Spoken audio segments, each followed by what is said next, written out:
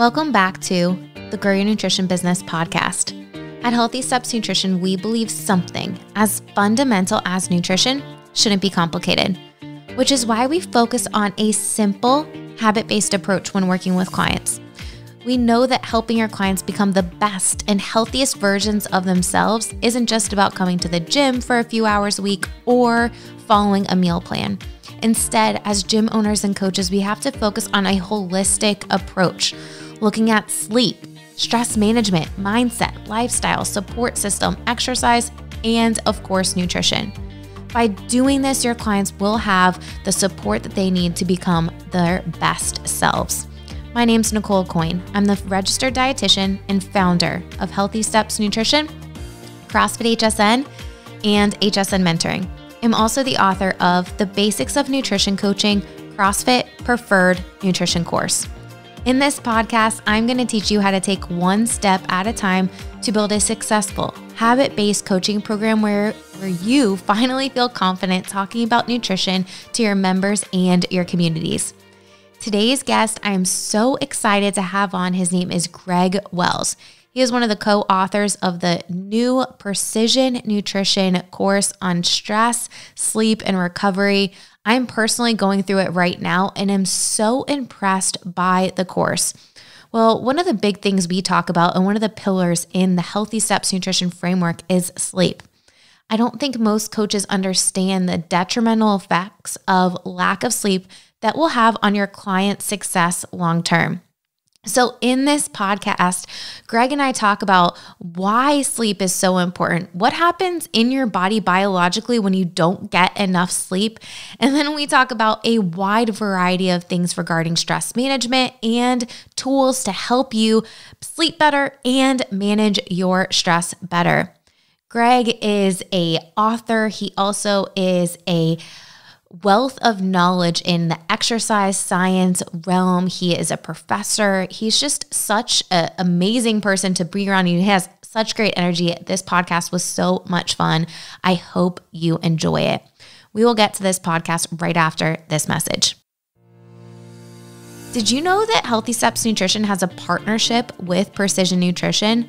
That's right. That means that you can get the Precision Nutrition Level 1 course or this new Sleep, Stress, and Recovery course at HSN through our links without waiting for their normal open enrollment at a lower rate. That's right. It is a great partnership.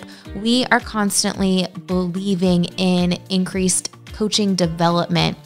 We provide development at HSN Mentoring, but it is always great to hear from a different perspective, and Precision Nutrition does a great job developing coaches. So if you are interested in more information about sleep, stress, and recovery, I highly recommend the course. You can click the link in the show notes to sign up for that course at a preferred rate.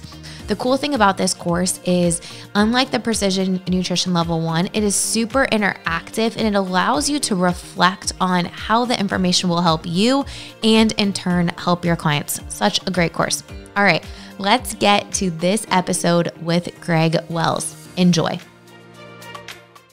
Greg Wells, welcome to the Nutrition Made Simple podcast. I'm so excited to have you on today. Nicole, it's so great to be talking to you. I'm so excited. I'm thrilled about what you're putting out into the world. So can't wait to contribute and chat and share some ideas with your community. It's going to be awesome. So we got connected because you helped write the course for Precision Nutrition. They just released, last year, a course on stress, sleep, and recovery. I'm personally going through it, and I think it is absolutely amazing. And I was talking to Jason Crown, one of the guys that we know really well at Precision Nutrition, and he said, Nicole, you need to have Greg on the podcast. He's going to be amazing, talking about all things sleep. It's interesting. You know, we're a nutrition company.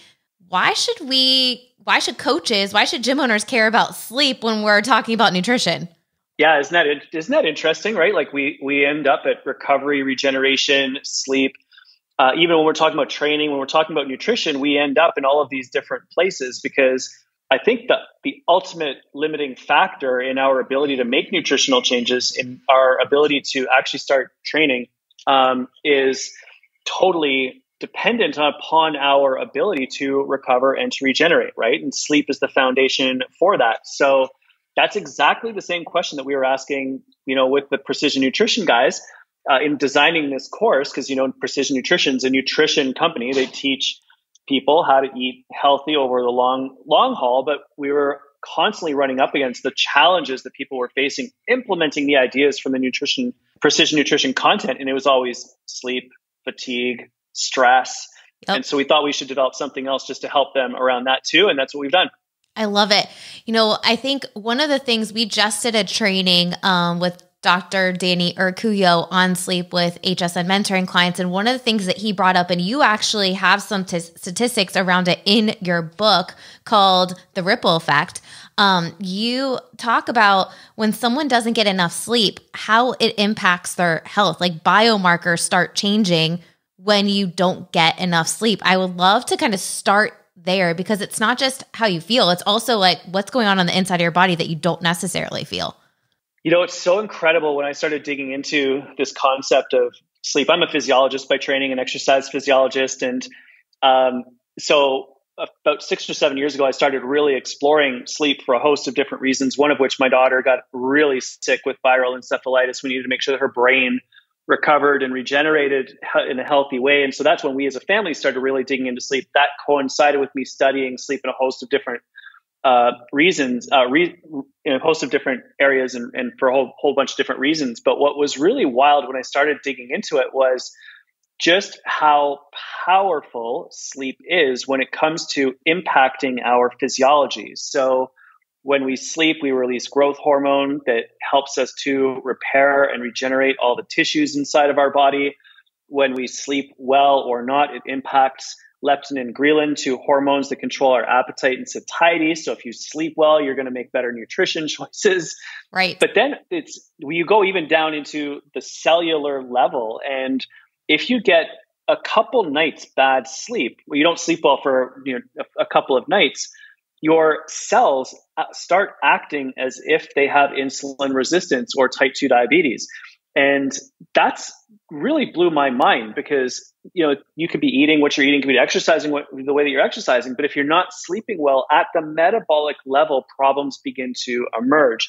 And that's probably why when we look at sleep and its relationship to cancer, heart disease, type 2 diabetes, metabolic syndrome, even mental health issues like depression, there is always an association. Now, cause effect, not sure, but we are sure that there's an association between how well you sleep and your risk of cancer recurrence, especially in breast cancer. We know there's a link between sleep and cardiovascular disease. We know there's a link between sleep and type 2 diabetes and metabolic syndrome.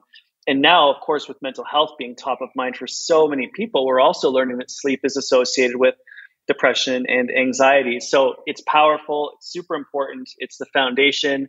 And when we sleep well, everything else gets easy.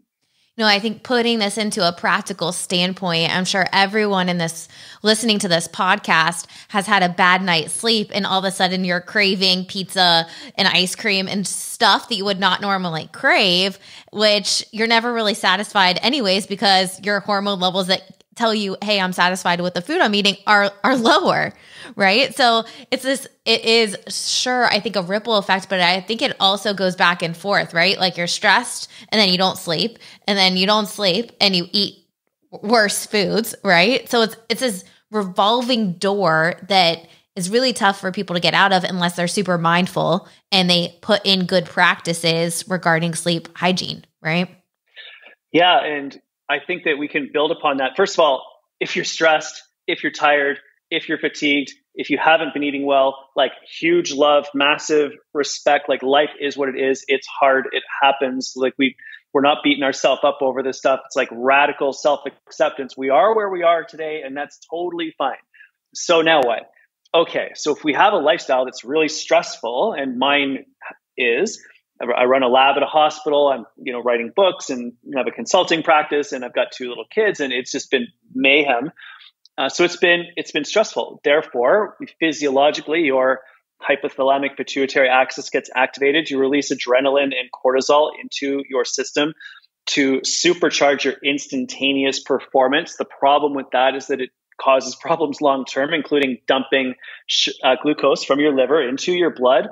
Because your body expects to run or, the fight or flight response. And unfortunately, when you're sitting at a desk working at your computer, that never happens. So you never break down adrenaline and cortisol, leaving those hormones in your system to then cause havoc in a whole host of different places. So every once in a while, it's okay to take a breath, right? Like, it's fine. Go for a walk, do the meditation, read the book, turn off your email.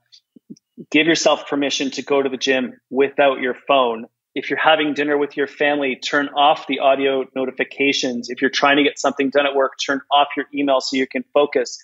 All of these little tiny micro practices slowly add up to gently lower your overall stress levels to help you to reset your physiology to be less reactive and a little bit more responsive, which then sets the stage for maybe making a slightly better decision around the food that you're eating during the course of the day. And when I'm stressed, I'll tell you right now, my nutritional choices are not awesome. And that is very biological. It's so hard to overcome because it's hardwired into our physiology. When you're stressed, you need energy, and you will have these overwhelming cravings, in my case, for scones from Starbucks. Therefore, if I'm stressed, I cannot go near a Starbucks or it's just a train wreck. But at the same time, if you're planning ahead, as you mentioned, having berries around, having nuts around, having really healthy snacks around, vegetables already chopped, protein pre-cooked and ready to rock. Those are all of the little strategies that then enable you to make good, healthy food decisions, even in moments when you're not feeling all that great. Maybe you're a little bit stressed out. So I love what you brought up there. I just wanted to expand on it. And it's all interrelated, but just give yourself grace, give yourself that little bit of love. And we're just making micro changes consistently, from here on in. I think that's so valuable. It's interesting because I think, people that deal with mental health struggles, at least, we're in a society where I think Amazon has spoiled us, right? Like, we struggle with something, we want instant results yesterday. And unfortunately, with stress management, sleep, like, it doesn't just change overnight, right? You have to be consistent and you have to figure out what works well for you. There's not this magic pill, maybe Ambien, but hopefully we're figuring out how to manage our sleep without a bunch of pills. But I think it's really important for everyone to have that individualized approach and figure out what works well for them. I want to talk about sleep hygiene for a minute, but before we do that, I don't know have you ever done any continuous glucose monitoring experiments or anything like that? We did, up on a mountain in Ecuador, and it was really crazy. We were climbing this volcano and we were monitoring our glucose levels, and just purely for fun because it's hilarious. We went out and did this 6-hour training session up on the mountain at altitude in the cold, came into the lodge where we were, and I hadn't really eaten much. And I did a shot of some local schnapps that they had from the local, the porters. Uh-huh. They gave it to me, and I did my glucose right afterwards, and it went from 20 up to 250 in seconds. So we have played with it. We've done some really, let's just call them maybe not the smartest things in the world, but it is super cool when you watch yourself, because you can really learn about what works for you and what doesn't work for you. So I'd love to hear your thoughts on it. Yeah. So my husband, does not come from the nutrition side of things, and he has a huge sweet tooth, but we both did a continuous glucose monitoring experiment last year where we wore one of the CGMs on our arm all the time so we could constantly see. And it wasn't until the moment when he realized the chocolate chip cookies from Fresh Market that he was having an obnoxious amount every night, until he realized that was affecting his sleep, he was going to continue to do it. But then when he realized, oh my gosh, the food that I'm eating at night, sitting in front of the TV mindlessly, which is a struggle for a lot of people, was impacting the quality of sleep that he had, he was continuing to do it. But I think it's important for people to realize, hey, if you're not sleeping well, what are the habits that you're doing before you go to bed? What are you eating right before you go to bed? Is your body on overdrive trying to break down all of those carbohydrates? Is your blood sugar elevated and you're not able to lower it? That definitely could be impacting your sleep. 100%. And I love that you brought up, what are you doing right before you fall asleep? Because that to me is how you start improving your sleep. We want to really think about that last hour before you fall asleep and think about defending your last hour and build almost like a digital sunset into your life in that last hour to protect your mindset so that when you do actually lie down in bed, you are calm, you are relaxed, your heart rate is low, your body temperature is dropping. And that makes it so easy for you to then release melatonin, which controls your sleep wake cycles. If we're blasting light into our eyes from our devices while we watch videos on YouTube and scroll through social media and check news updates from around the world, it is extremely unlikely that we are going to be able to fall asleep quickly and deeply, just with the news cycle being what it is. So when we defend our last hour, we set the stage for a routine, a habit, a consistency that then enables you to sleep well on a regular basis. So the blackout blinds are awesome. Finding out what temperature you need in your bedroom to help you to sleep well. For me, it's about, I'm pretty cold. Judith, my wife, needs a little bit warmer. She has a 6-inch thick duvet. Mine is like a sheet. So you got to balance that out a little bit too. And then getting to bed at a consistent time also makes a huge difference. So your body learns to release melatonin at the right time. So the black, very, very dark bedroom, the cool bedroom, the consistency, and then eliminating technology in the hour before you fall asleep are 4 things that people can do like right now to try to build that capacity to sleep better. And this takes time, by the way. When we started working on this as a family, when Ingrid was sick, it took us like 6 months before we really started to notice that we were sleeping well on a consistent basis. So take your time, build the routines, give yourself, lots of pats on the back, and it's not always going to work well, but if you're consistent with it, you will definitely improve over time. I love that. I actually marked that in your book, the defend your last hour. You have that as like point number 2 in the sleep section of like, hey, what are the 7 keys to sleeping soundly? Which I think was super helpful. And you also talked about caffeine, which I think is something interesting that people struggle with, right? Drinking caffeine, it's the evening right now, and I'm not drinking it anymore, but my coffee is still sitting on my desk from this morning. How many people are constantly just drinking caffeine all day, and that's impacting the quality of sleep they have at night while they think, oh, caffeine doesn't affect me? Right. Caffeine is a powerful performance enhancing drug. I've done some work with special forces soldiers, and they have a gum that they chew on their way into operations to make sure that their brains are flooded with caffeine right as they begin an operation, because it is that beneficial to concentration, alertness, and physical performance. Worked with the Olympic team for many, many years, and we had these little 50 milligram capsules that you could take 30 to 60 minutes before you competed to make sure you got the right dose of caffeine that would hit you right as the gun went off for the start of your race, caffeine being legal for elite athletes. So there's a limit that you can, not allowed to go above, but anyway, the small doses, it is legal. So it has a powerful effect upon us physically and mentally. So what I would love for people to consider is using caffeine as a tool, not as a crutch. Can you use caffeine to do what you love to do, what is meaningful to you during the day at the highest possible level? So if I have a speech, shot of espresso 30 minutes before I go do a keynote is fantastic, because then I crush it on stage, have an awesome time, deliver massive amounts of energy, and then the rest of the day is like, it is what it is. Or if going to the gym is super important to you and you're training and you have a really important workout to get done, then by all means, a little bit of caffeine will help you to get that workout done a little bit better. Now, however, caffeine does have a withdrawal effect. It's a drug. And like any drug, there's an effect and then there's a withdrawal. And the withdrawal happens, the peak benefit for caffeine is 30 to 60 minutes after you take it. The withdrawal effect occurs roughly around 3 to 6 hours later. So we want to be careful with our timing. That's why I want you to use it as a tool, not as a crutch. If you're just blindly consuming caffeine all the time, you never know when the crash is going to hit. And it might be during an important meeting or an important presentation, and you don't want that. So if we time our caffeine properly, it can actually enhance your life, enhance your ability to perform. And then we just sort of recover and regenerate during the times of withdrawal.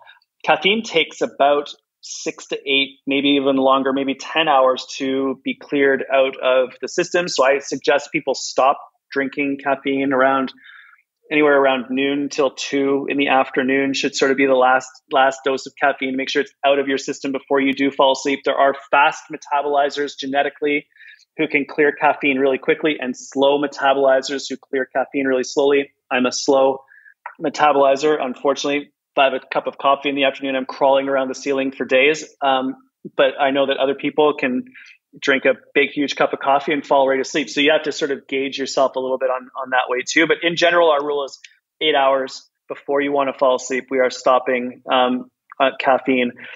Take that a little bit further. There's always a little bit of debate in the research. Is coffee good for you or not? And to clarify that, we have to understand that caffeine is this powerful performance enhancing drug. So from a performance perspective, it can be beneficial if you get the timing right. Then there's all these polyphenols and flavonoids that are in coffee beans or tea leaves that have beneficial health effects, cardiovascular disease, even green tea catechins, the molecules that make green tea green, have powerful antidepressive effects. And so I think that's where some of the confusion arises. People are like, caffeine's the drug, positive benefits for performance, not great for your health. But then all of these other molecules that are in coffee and tea can actually be quite beneficial. So we think moderate consumption of caffeine is totally fine. We think that timing it right before performance events is ideal. Keeping it away from your sleep is probably the best practice. And then just pay attention to how you individually respond and adapt your own plan accordingly.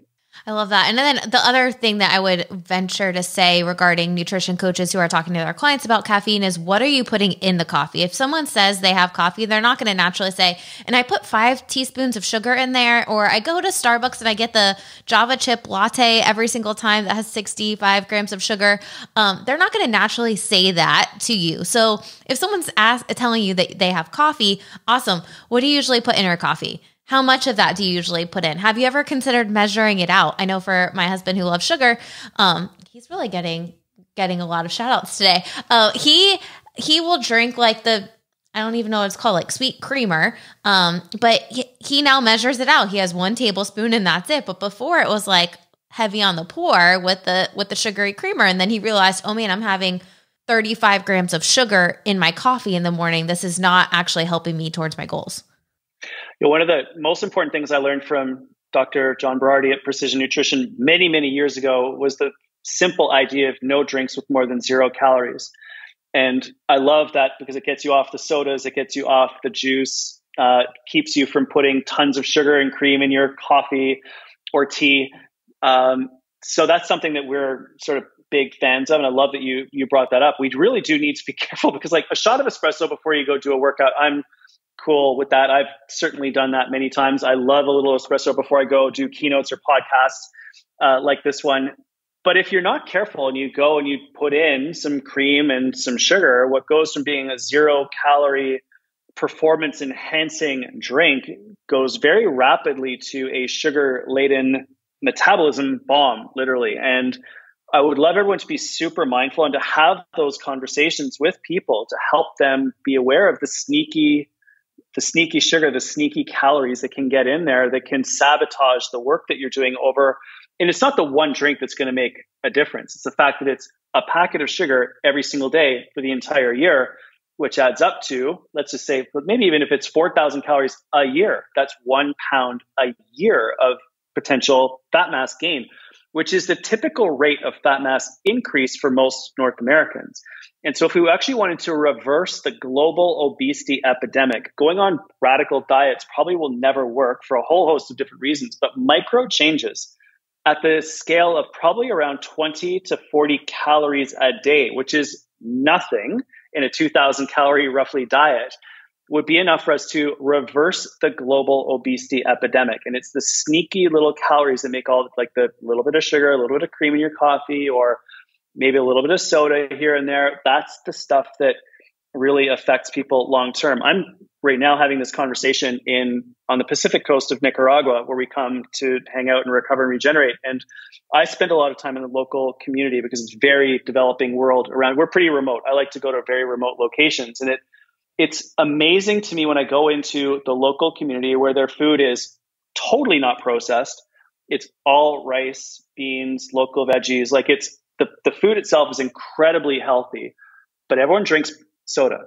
And you see all the guys going off to work on the fields without carrying a 2-liter bottle of soda with them out into the fields for the day. And the amount of obesity here is terrifying. And I don't think it can possibly be from the food. The food's super healthy. I don't think it's from the work. They're out in the field working all the time, and it's hot here. It has to be that sneaky calorie-laden drinks that everyone's having here. So I think that this is definitely something for all of us to consider. And of course, there's issues around the fact that it's super cheap to get calories in the form of liquids that you can take out into the field. And there's economic things we need to consider and be mindful of as the rich person from North America coming here to be judgmental, which I'm trying not to be, but I'm just trying to learn so I can help other people, live an incredible life and solve global problems. One of which is this global obesity epidemic that we're facing, which is 60 to 70% of the population in North America. So, yeah, I love what you said. I took it off on a different tangent, but I think it's all really important. And it's back to micro changes. Little tiny adjustments can make a massive difference if you're consistent with them over a long period of time. I think, that's one of the reasons why we partnered with Precision Nutrition, is because our philosophies align exactly one habit at a time. And when you look at, as a coach, keeping your client accountable to that one habit that they commit to, they're in the driver's seat picking that, and your role is just accountability. It helps them have more buy-in, have the autonomy, and essentially be more successful long-term and keep that weight off, not just lose it. All right. As we kind of shift gears with the podcast and then wrap up in a couple minutes, I'd love to touch on stress management. Like, we talked a little bit about, when you're stressed, you don't sleep very good. You tend to eat, you're going for the Starbucks scones, I'm going for cannolis or something different. But the point is, we have to figure out how to manage stress. What are some of the things that you guys found in your research? What are some of the high level points talked about in the Precision Nutrition course regarding stress?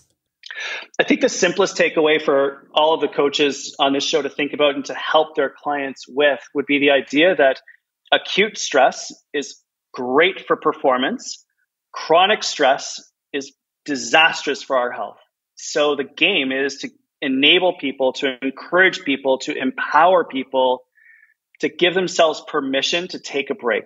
Because if you have acute stress, recovery, acute stress, recovery, acute stress, recovery, we end up on a growth trajectory. Just think about doing weights, right? Like, if you go out and you lift weights, you break down your muscle tissue because of the stress on the physical stress, the shear stress on the muscles. You break down those muscles, the protein comes in, you rebuild those muscles. And because the body works the way that it does, you end up super compensating and adapting. You get stronger, your muscles grow. The exact same thing happens with neurons inside the brain when it comes to being stressed. Neurons get depleted, they get broken down, they rebuild themselves to be stronger and fitter and faster. New pathways get built. So it's exactly the same in the mind as it is in the body. And so when we get into this idea of stress plus rest equals growth, which an idea from a book by Brad Stulberg and Steve Magnus a while ago, which I'm blanking on the name of right now, but I'll try to get it to you so we can put it in the show notes. Really, really good. It's Peak Performance. That's the book by Steve Magnus and Brad Stulberg. The idea that they put into that book was stress plus rest equals growth, right? So it's the rest that I think that we can help people get in the form of meditation, mindfulness, listening to music, playing music, doing some art, going for a walk, turning off your phone, having dinner with your family, staring out of your window at the trees, like whatever it happened, gratitude journaling, right? Anything that you can do to pump the brakes, breath work, right? To just calm your nervous system down and give yourself a chance to recover, to regenerate, to repair, to recharge. That keeps you out of a situation where you're basically chronically stressed, which I think the world has been for 27 months in various different levels with this global pandemic. News headlines, Black Lives Matter, war in Ukraine, it's just been nonstop for almost 3 years now. In addition to our own lives, economic disruption and all sorts of other things that have occurred. And so when we put ourselves in a position to recover and to regenerate in between bouts of stress, we grow, we get stronger, we get fitter, we get faster. We can put positivity out into the world.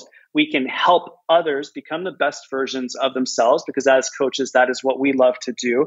And that is how we can all have a positive impact on this experience of life, on the people around us, on our communities. And so that's the game. I think this is understanding acute stress, fantastic for performance, really good for adaptation if we have enough rest, recovery, regeneration, recharging, which comes about in a host of different forms. That keeps us out of chronic stress, which can help us to prevent chronic illness, mental health challenges, and ultimately, I think, unlocks our true potential as a human species around the world. Man, so much to unpack there. I think there were so many great nuggets that you just mentioned. But I think it's so important for people to understand. We live in this society, right, where like if our calendars are jammed packed, like how's it going? Oh, I'm busy. Oh, awesome. I'm so glad you're busy. You know, like that's the conversations we have with people. And we think like if our calendar is booked appointment to appointment to appointment for 12 hours straight, like we're super successful and everything is awesome, right? But that causes you to burn out. That causes you to have that chronic stress. And I understand a lot of people that listen to this podcast are business owners, and we've had a lot of unpredictable things that are not in our control. And I think we all open up businesses to have control of a lot of things. And we weren't able to have that for a long time. So, figuring out how you are going to manage and focus on what you can control is really, the only strategy, but there's so many different ways. You mentioned a couple of things. You mentioned, going for a walk, and I would challenge people that are listening, like, do you have an intentional break during the day, right? Like, do you have time, or are your appointments back to back to back to back, and you, before you know it, have sat in front of your computer for 12 hours and have not even taken a break to go for a walk? And I guarantee there are people on this podcast listening, they're like, yep, that's me. And that's okay, right? Like, it's totally fine. You're a business owner, which means you're the chief marketing officer, you're the chief technical officer, you're the chief programming officer, you're the chief financial officer. And I don't think all of us maybe necessarily signed up for all of those roles when we started our businesses. I'm a business owner as well, so I get it. However, if we look at some of the people who are truly changing the game when it comes to their thinking, when it comes to their impact, we find that they very deliberately incorporate periods of deliberate recovery and regeneration into their days, their weeks, their months, their years. And that's the only chance that they get to think strategically about where their business could go, what their business could be, versus how their business operates. And sometimes you need to be in the weeds and get into the mud of how your business operates. And that's super important. But if you're there all the time, you're not going to be moving forwards strategically. You're not going to be learning. You're not going to be reflecting. You're not going to be contemplating, and your energy won't be there for your employees, for your clients. And so it's really hard for us to give ourselves permission to take those breaks, to give yourself that recharge time, to become unavailable. But I think it's super important because that's how we learn. That's how we reflect. That's how we recharge. That's how we energize. And the more of it that you do, the higher you go up in the organization, the more of that is required, because your thinking has to shift from pure focused execution, which is important, to strategic thinking, learning, innovation, problem solving. And you're not innovative if you're going through your email inbox all the time. You're innovative when you're out for a walk without your phone, and your mind starts wandering, and suddenly you put two and two together and you realize that there's a new way to help a client. That's the game. So love what you said. Got to give yourself permission to go all in on that. And that's the game, as we become more and more and more successful. I could not agree more, and love that we're going in this direction with the podcast. You have to, I think at what I'm hearing is, hey, when you are intentional about that time, you give yourself time to be more creative, to help you get to the next level in your business. I actually had this conversation with one of our employees yesterday who's in charge of our Coaching the Coaches program. And I said, hey, you need to take off some things on your plate so that I can give you more time to think about how you're going to grow this program, improve it, and make it better. Because right now there's not even any time in your calendar to figure out how to make some adjustments and changes. And I think so many times as business owners, we get in the rut of doing things the way we're doing them, and we don't even see the ways that we can make it even better to help more people and scale and get to the next level. Absolutely. And you talked earlier about being busy, and how quote unquote being busy is almost like this badge of honor that so many people carry around with them. And I get it that that's the opposite of unemployment, which is good. But there's a difference between doing busy work and doing important work. And that's the Eisenhower principle from many, many years ago, and the grid between busy versus important. And obviously you want to be shifting more and more time away from urgent and busy towards the important work that requires your deep thinking, your deep consideration, your deep planning, your deep strategizing. And one of the simple things that I love to do is once a year in early December, I take 4 days. I book myself into a hotel. It's a super nice hotel. I go there with a few other people. And all we do for 4 days is plan our year, deconstruct the previous year, plan the upcoming year. No phones, no email. We got a couple guest speakers to come in to talk to us to make sure that we're learning. But we completely disconnect. And Judith, my wife, bless her heart, takes the kids for those 4 days. And then she goes to the spa and, does her thing as a chiropractor, massage therapist, acupuncturist. But that removal of yourself from the busyness, from the day to day, really gives you a chance to breathe and to think and to see and to contemplate and do exercises like Peter Diamandis's 10X exercise, which isn't like, can I grow my company or my business 10% this year? But what would it look like if my business was 10X what it is today? And that leads to tremendous insights if you actually go through that thought exercise. But if you don't have the time to go through that thought exercise, then it's impossible. Or another one, which is incredible, is to take the time to go through and write your own obituary so that you understand what is truly important to you. And then compare your obituary to your calendar and how your busyness is taking over. And are those two things in alignment? They're probably not, and that's totally okay. But then you get to start making some choices to move forwards. So there's all these little games that you can play to help you get perspective, to make sure that you're living the life that you want to be living. So to make sure that you are living the life that when you're lying on your deathbed at the end of your days, hopefully hundreds of years from now, maybe with all of the technologies that are coming online these days and what we're learning about in nutritional sciences, keeping us healthy for long term. When you're lying on your deathbed, can you have a grin on your face because you know that you've lived the life that you wanted to live, that you've known that you've lived a life in alignment with your principles, with your values, and you've had a positive impact on humanity and the world. And that doesn't really happen when you're super busy and you're going, scrolling mindlessly through social media at 3:00 in the morning. That comes from doing cool work that helps people live better lives. And that's what we do as coaches. So just figuring that out is cool. But when you give yourself permission to take the time to do those thought exercises, whatever they happen to be, that's how you can fundamentally change the trajectory of your life.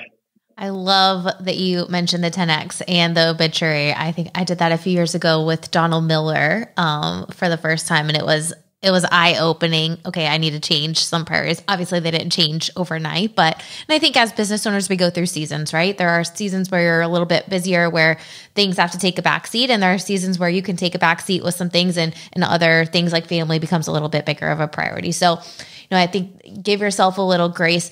Circling back from entrepreneurial, relationships and how you build your business to sleep and stress. As an entrepreneur, you have to prioritize stress and sleep even more because you have to show up as your best self for your business, for your family, for your employees.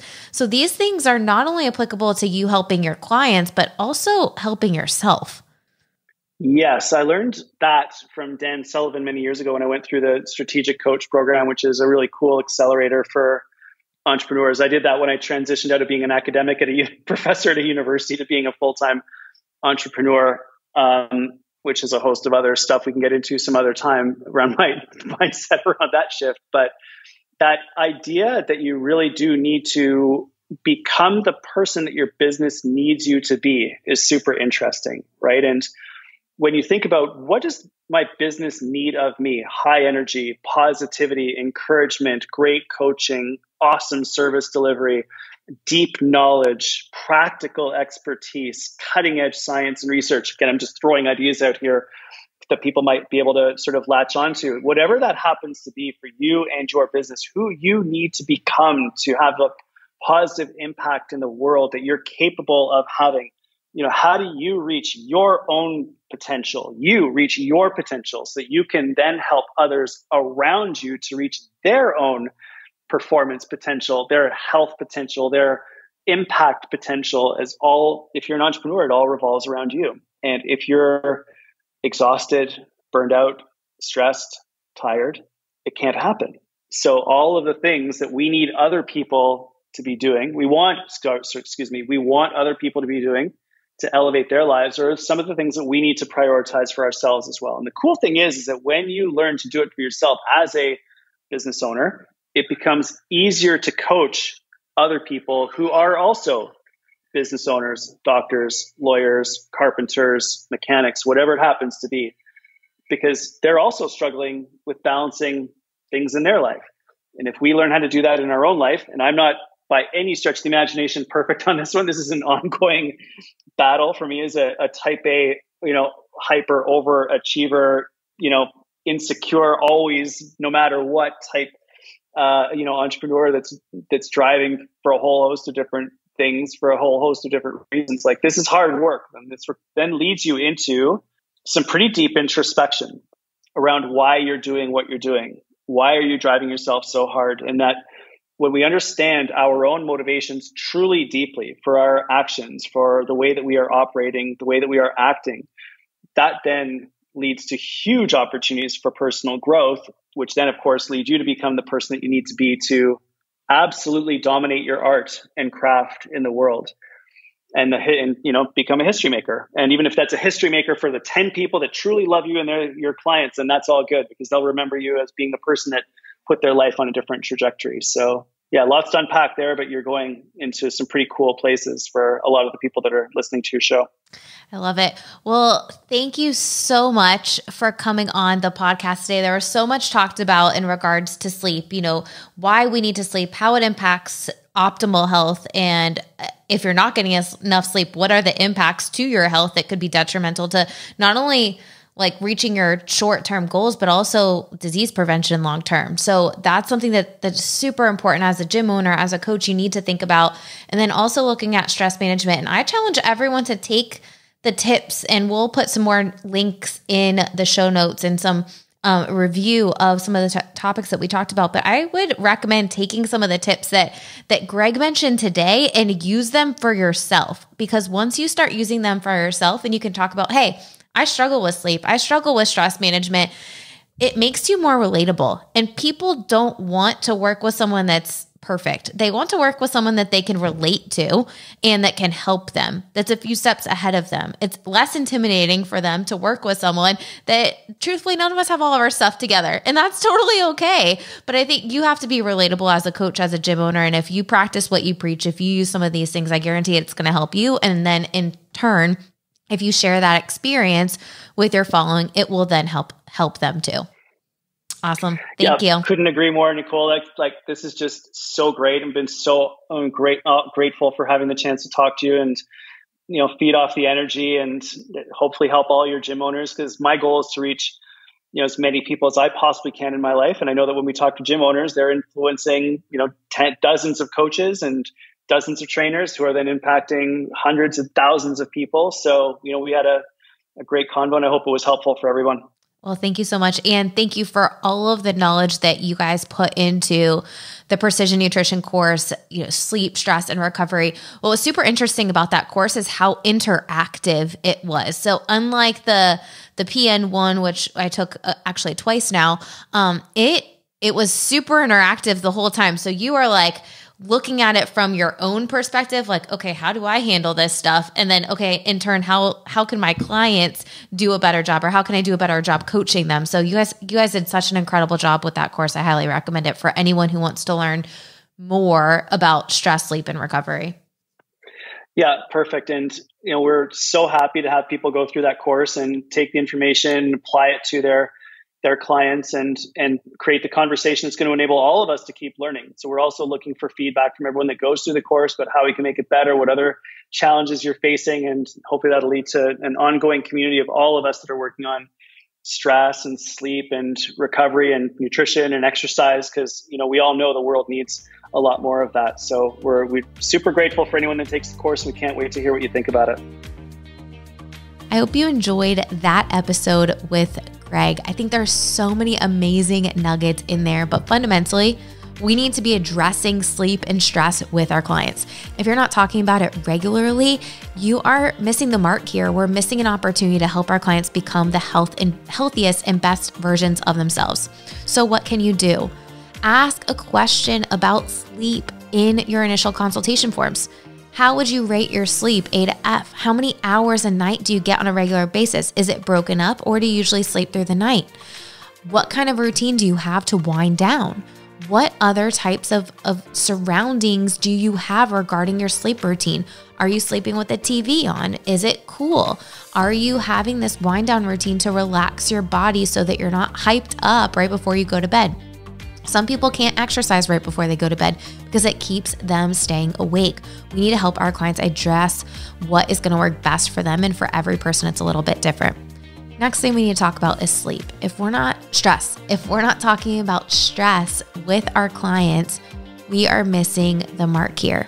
If clients are constantly stress eating and we're not identifying how their stress level is and how they can identify when they're at a higher point of stress and have a productive way to manage stress, we're not going to help them see long-term results.